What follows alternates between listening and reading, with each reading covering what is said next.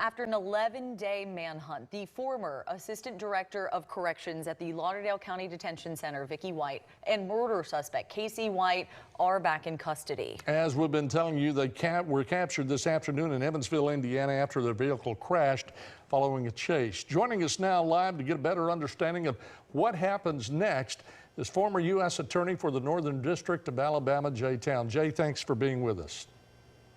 Thanks for having me, guys. Good to be with you as always. All right, so Jay, Lauderdale County Sheriff Rick Singleton said he's not sure when the two will actually be brought back to North Alabama. We do know Vicky's in the hospital right now. What is the process for extraditing someone? So all the 50 states have sort of treaties with one another where the governors agree that if a fugitive is captured in their state, that the state from which they fled can apply for what's called a governor's warrant, and they'll be extradited. It normally takes less than 30 days.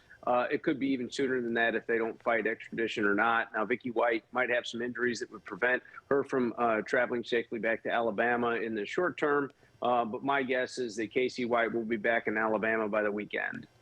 Jay, there's always a chance, as you said, that either of them could fight extradition. If they do, what happens then? They're not going to be able to escape justice here in Alabama, are they? No. The really only sort of detail there would be that they're not the people that Alabama's looking for. Casey White is not the Casey White that escaped from the Lauderdale County lockup. So there's really not going to be a defense to that. And if they want a hearing, they'll get every helping they can get of it. But they're still going to find their way back to Alabama, and they're going to face justice back here. Casey White's breathed his last breath of fresh air today.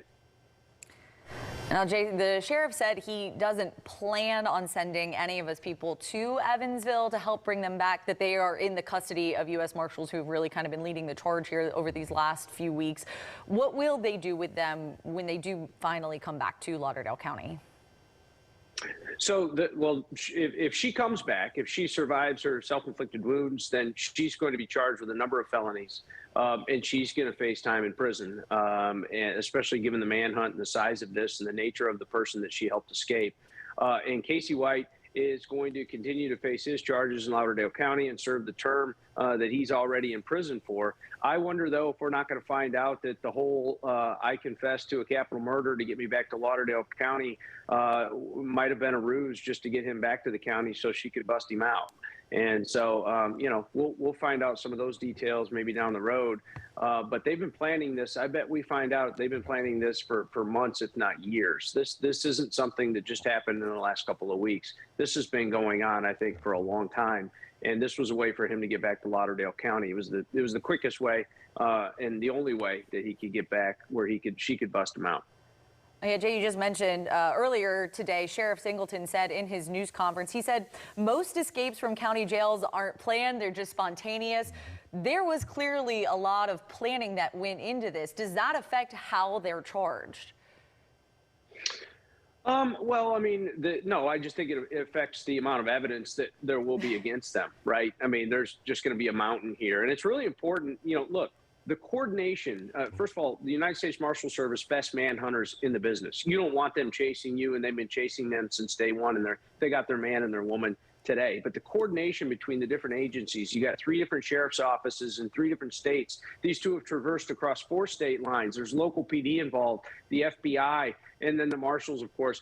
And this is why you develop those relationships ahead of time so that you can execute and you can coordinate investigative actions like what happened today.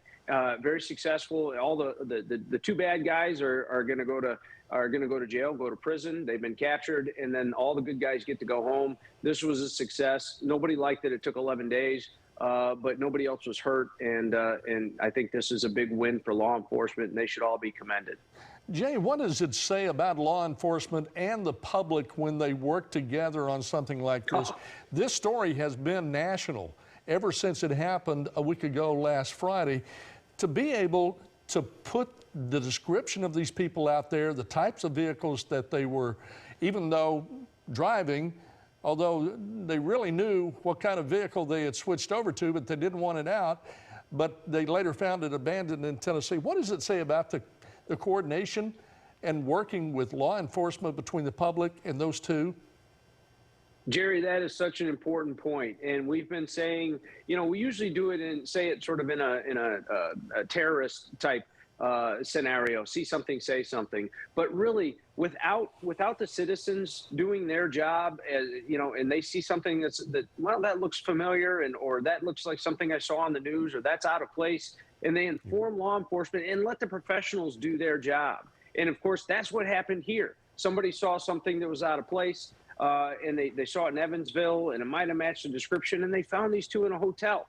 And that is so important at every level of law enforcement, not just on manhunts like this, but even just if it's outside your front door and you're seeing something that doesn't look right, let the authorities know. They'll come and investigate it and determine if, in fact, there's criminal activity going on, and they'll bring those people to justice. But we have to have in law enforcement, we have to have concerned citizens that are willing to act. And that's what happened in this case. And that's really why these two are in custody, along with the enormous manpower that was put into it by all the agencies I mentioned earlier.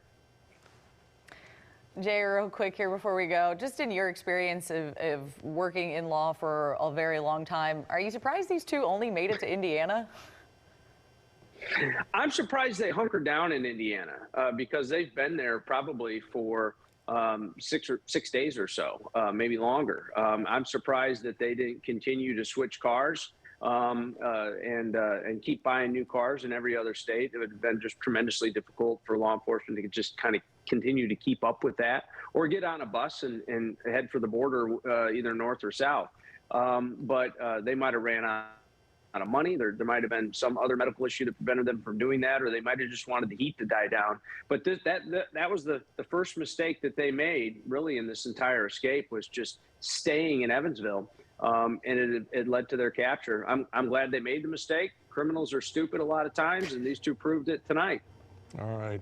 As always, Jay Town, good to have you with us. You're very insightful, and we appreciate your time.